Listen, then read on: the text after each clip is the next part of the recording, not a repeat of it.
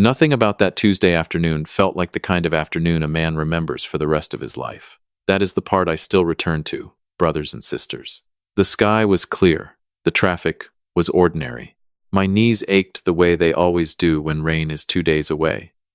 There was no thunderclap, no warning from God, no voice in my head telling me to turn the car around. My name is Raymond Whitaker. I am 68 years old, retired from 34 years as a claims supervisor for an insurance company in Columbus, Ohio. I am not a dramatic man. I own a brick ranch house in Clintonville, drive a 7-year-old Ford Explorer, mow my own lawn when my back allows it, and make the same pot of coffee every morning whether anybody is there to drink it with me or not. I had 2 children with my late wife, Margaret.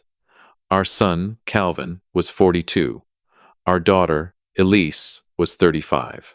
Margaret used to say Calvin could sell an umbrella to a fish, and Elise could smell a lie before it had finished dressing itself. She was right about both of them.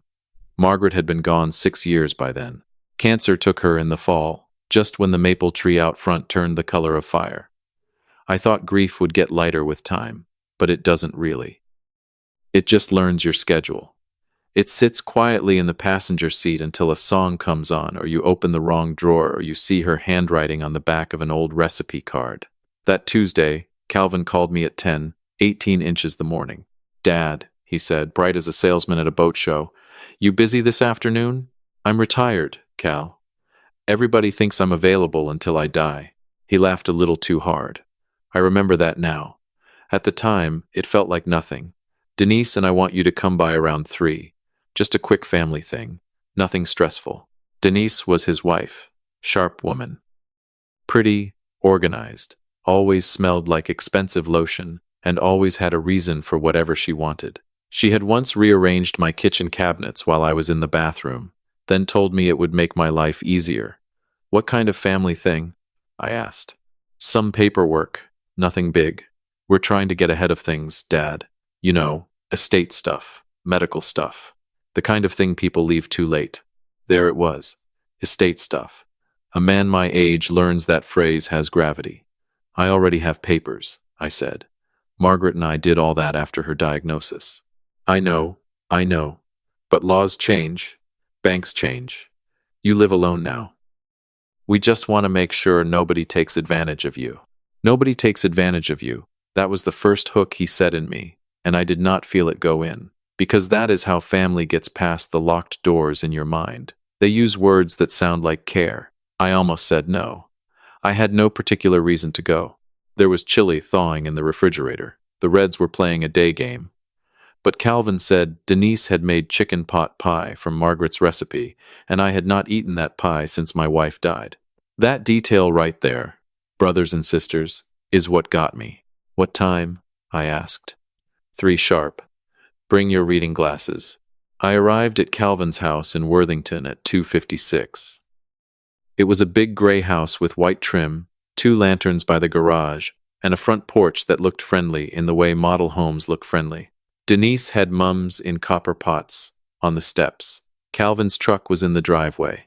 Beside it was a black sedan I did not recognize.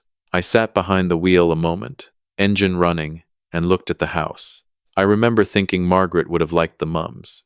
Calvin opened the door before I knocked. "Dad," he said, pulling me into a hug. "Good to see you."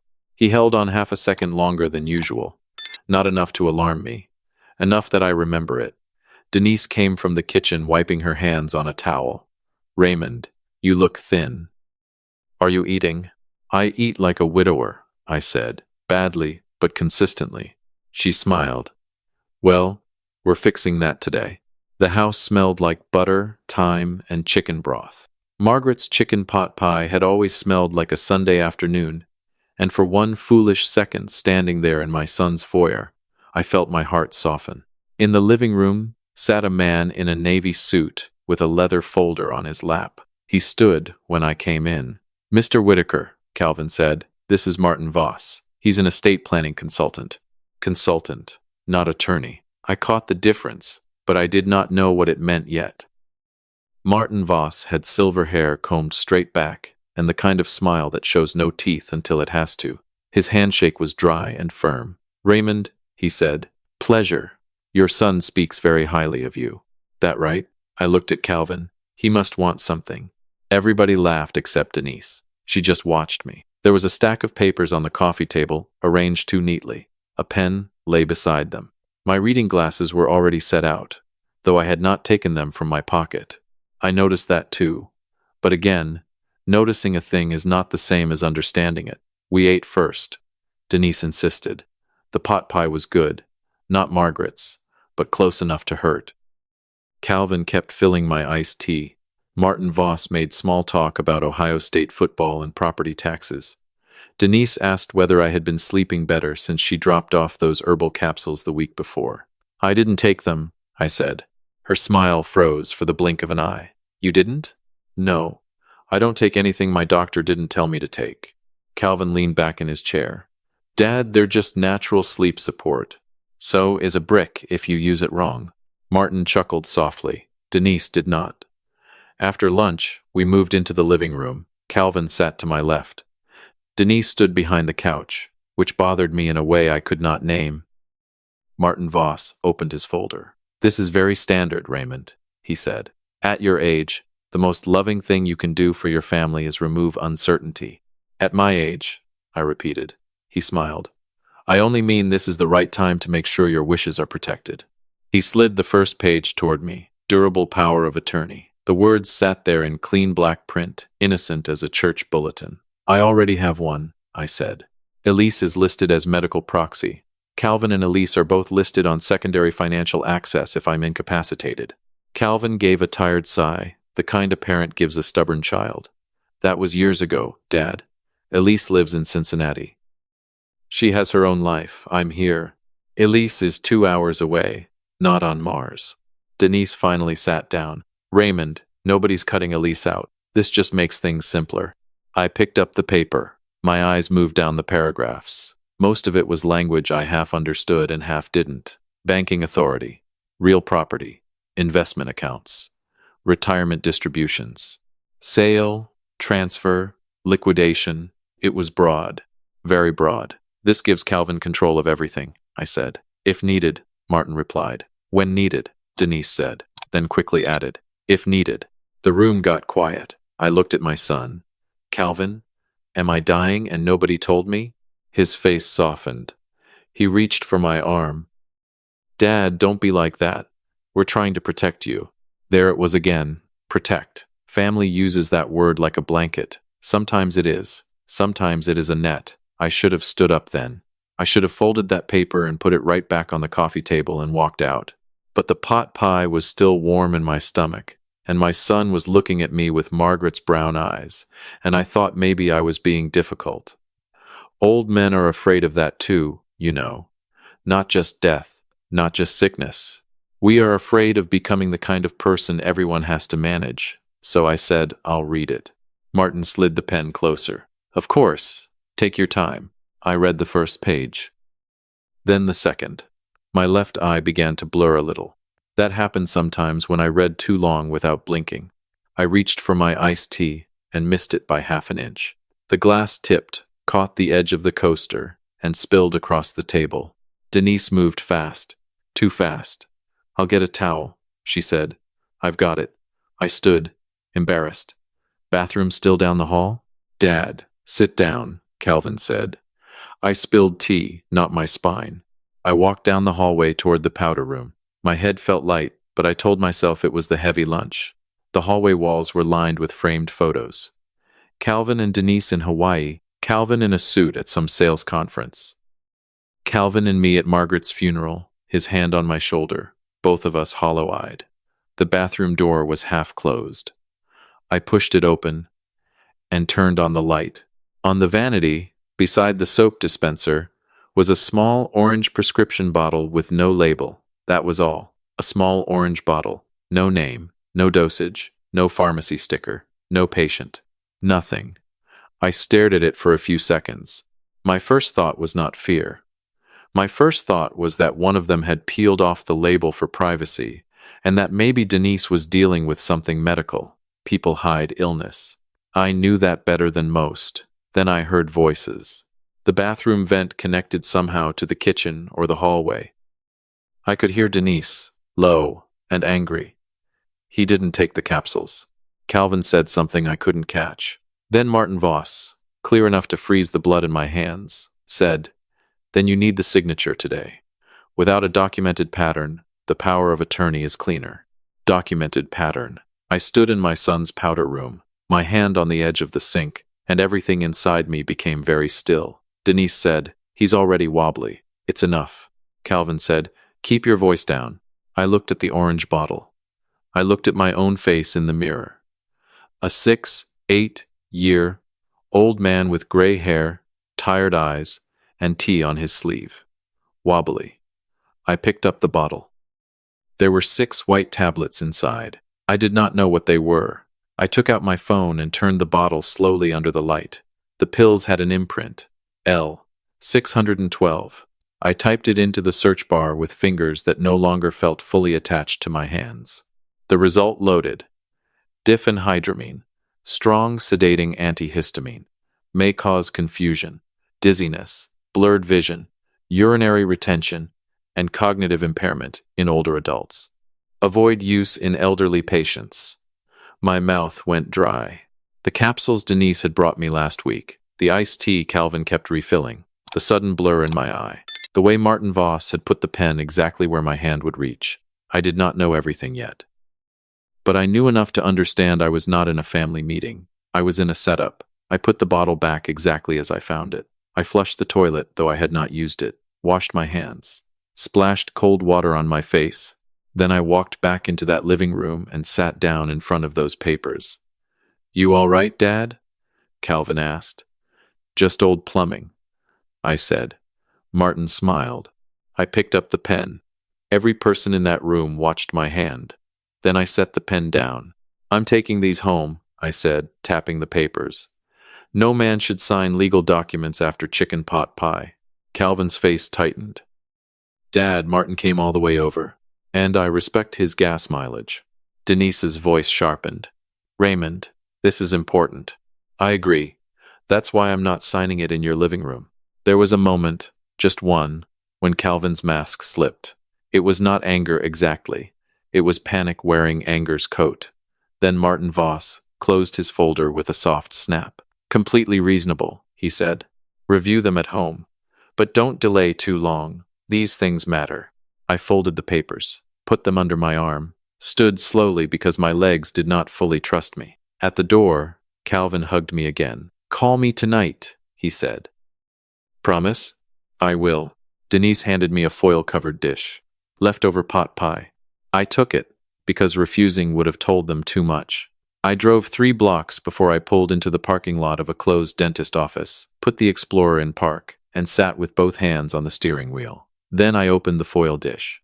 Tucked under the edge of the paper plate, beneath the leftover crust, was a folded yellow sticky note. "Dad, if they gave you anything to drink, don't go home. Come to my branch. Now, Nora." Nora Bell was the assistant manager at my bank. She had known me 12 years. She knew Margaret before she died. She sent a sympathy card handwritten in blue ink after the funeral, not because the bank told her to, but because Nora remembered Margaret bringing her Christmas fudge. I stared at that note until the letters blurred. Not from drugs this time, from fear. I drove straight to the Huntington Bank branch on High Street. I parked crooked. Nora was waiting just inside the doors. A short black woman in her 50s with silver at her temples and eyes that missed nothing.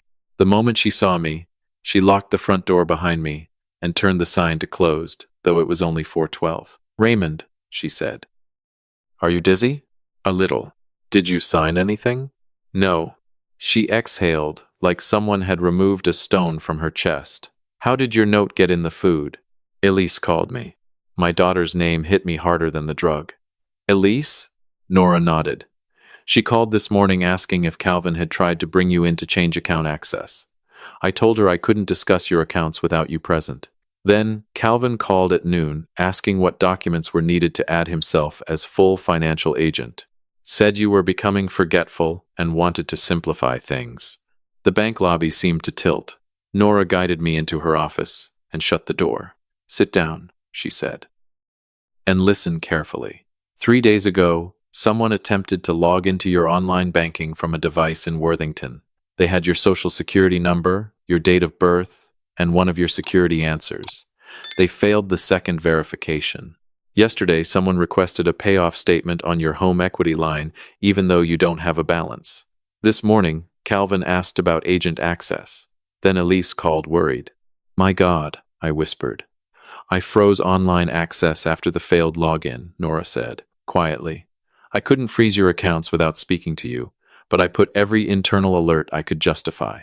I looked down at my hands. They were trembling. My son, I said. Nora's face softened, but only for a second. Call your daughter. Elise answered on the first ring. Dad? I could hear traffic behind her. She was already driving. I'm at the bank, I said. She breathed out. Thank God. Did you sign? No. Did they give you something? I think they put something in my tea. The line went silent. Then my daughter's voice changed. Calm, flat, dangerous. Stay with Nora. Do not leave that bank. I'm 90 minutes away. Elise. Dad. Listen to me. This is not the time to protect Calvin from consequences.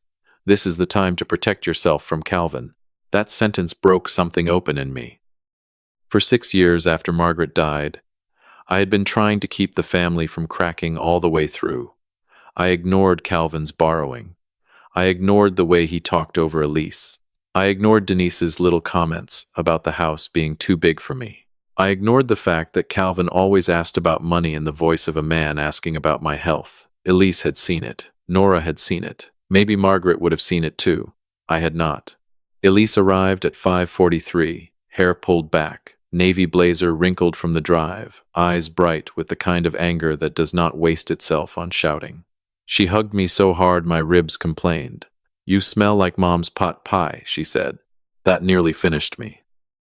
Nora set a bottle of water in front of me and laid out printed records. Login attempt, IP location, call log notes, account alert. Then I put the unsigned papers from Martin Voss on the desk. Elise read the first page, then the second. Her jaw locked. This is not ordinary power of attorney, she said.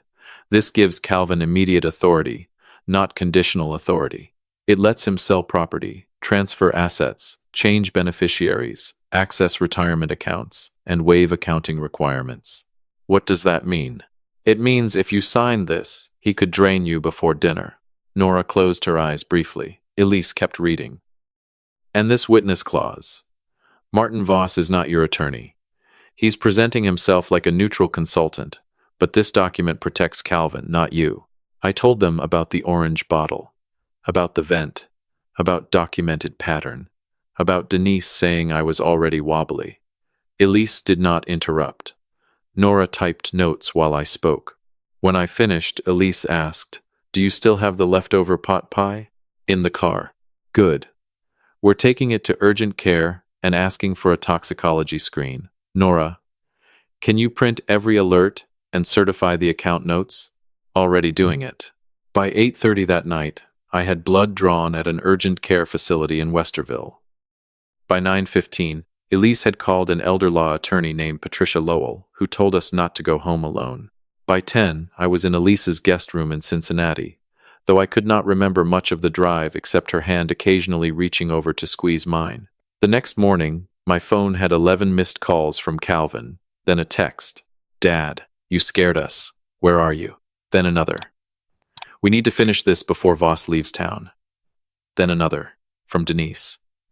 Raymond, you're confused. Please don't let Elise stir things up. We're worried. Confused. There it was. The word they needed the world to believe.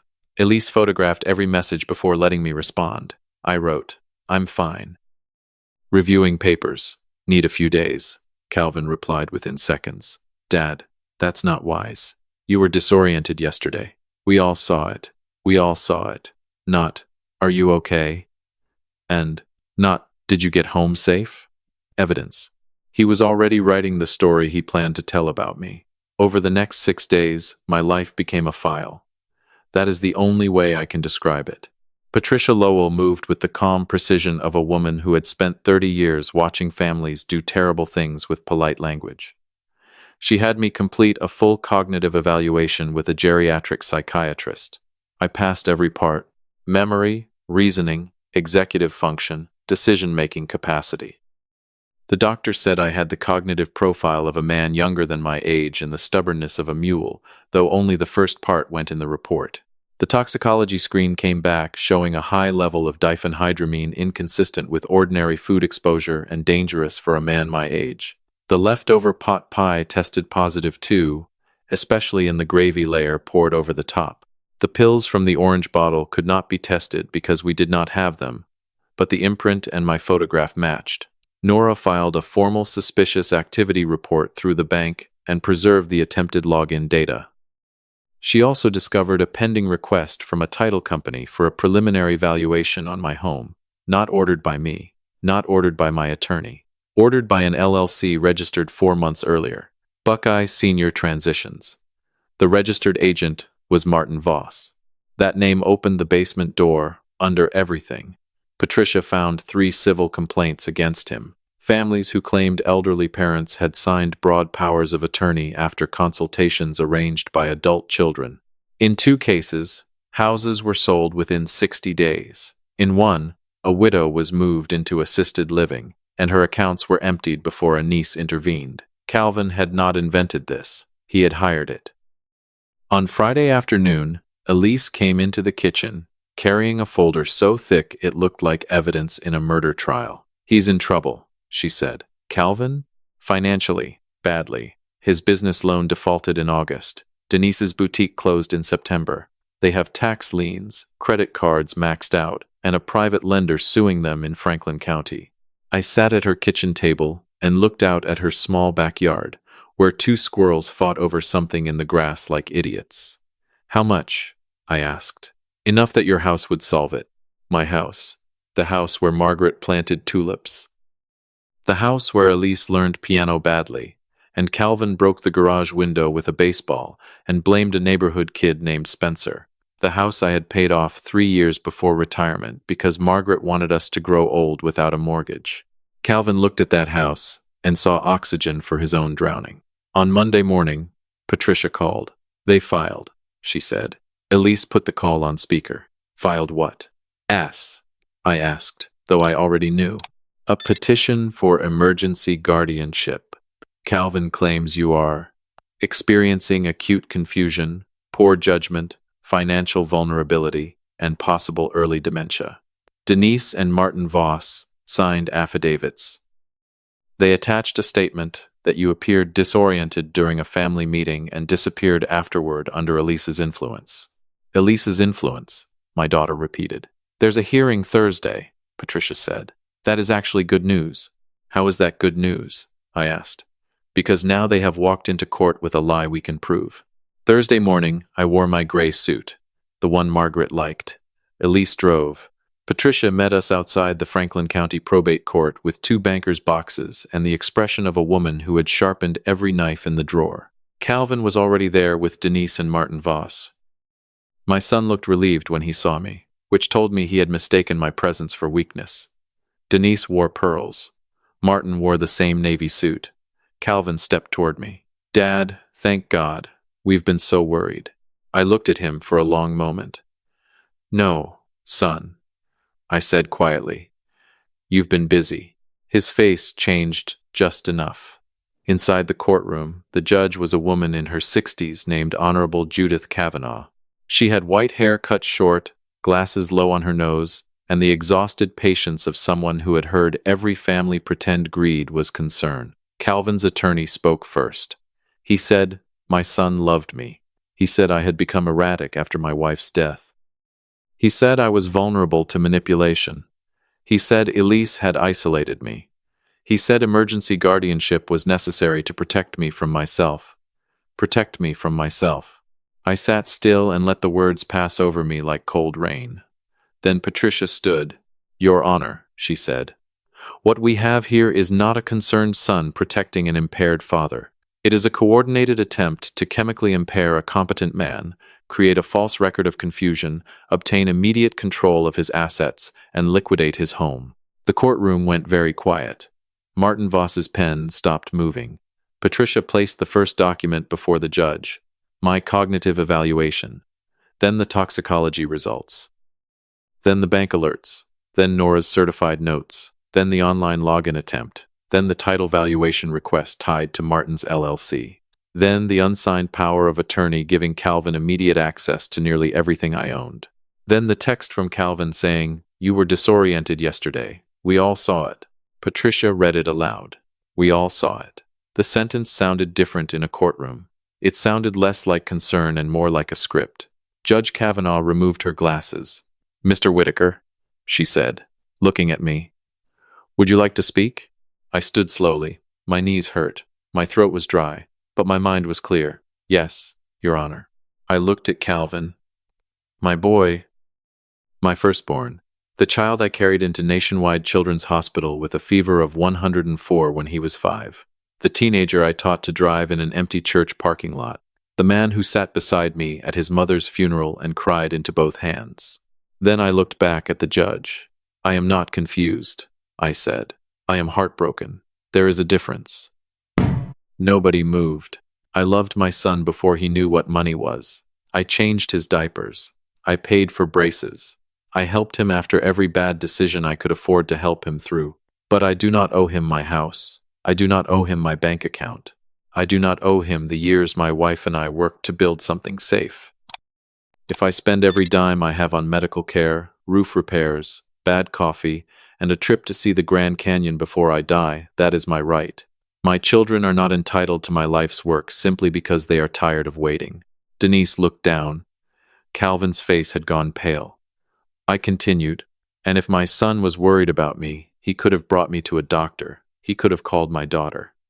He could have sat at my kitchen table and told me the truth. Instead, he brought in a man with papers, drugged my food, called me confused, and tried to make the court finish what he started in his living room." Judge Kavanaugh looked at Calvin's attorney. "I think I have heard enough." She denied the emergency guardianship petition immediately. Then she did something Calvin did not expect. She referred the matter to Adult Protective Services and the county prosecutor. She ordered all financial documents preserved. She warned Martin Voss not to leave the jurisdiction without notifying the court. Martin's face finally lost its polish. Outside the courtroom, Calvin came toward me fast. "Dad, please," he said. "You don't understand." I was desperate. Elise stepped between us. "You'll talk through counsel," she said. He looked past her at me, eyes wet. "Dad, I didn't mean for it to go this far." That sentence. I had heard men say versions of it my whole working life, after fraud, after arson, after staged accidents. It never meant they didn't know what they were doing.